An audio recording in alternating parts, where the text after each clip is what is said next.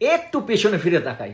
একসময় এবিপি আনন্দ নিউজ চ্যানেলে fit time hit বলে একটা প্রোগ্রাম হতো, আমি করতাম। তখন ইলেকশন এলে ইলেকশন নিয়েও একটা ফিটনেস হতো। ভাবতে পারেন ইলেকশনের সাথে ফিটনেসের কানেকশন? হ্যাঁ, আছে। সত্যজিৎ রায় বলেছিলেন আগন্তুকে, বাঙালির কিন্তু একটা স্পেশাল ট্যালেন্ট আছে, কি বলুন তো, আড্ডা, মুখেই মারিতং জগৎ।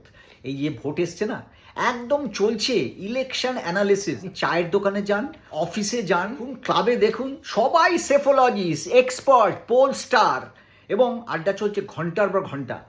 এদেরই কাউকে ধরুন বিল্ডিং কমপ্লেক্সে আড্ডা চলছে, বলুন মশাই একটা পাক মেরে আসুন তো, ধরুন আমাকে দেখলো, দেখে বলবো ওই দেখো, আবার এই আড্ডার মাঝখানে এসে বলছে একটা চক্কর মারো। কিন্তু খেয়াল রাখুন, এটা কিন্তু হচ্ছে এপ্রিল মাস, প্রায় 38 ডিগ্রি, এই গরম, বাড়ি থেকে হেঁটে হেঁটে পোলিং বুথে যেতে হবে, এখানে কিন্তু লাইনে দাঁড়িয়ে থাকতে হবে। হাঁটুর যদি জোর না থাকে মুশকিলে পড়বেন।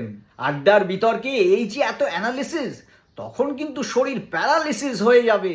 মনে রাখবেন, আপনার শরীরও কিন্তু একটা ভোট রোজ দিতেই হবে, না হলে আর একেবারে নিশ্চিত।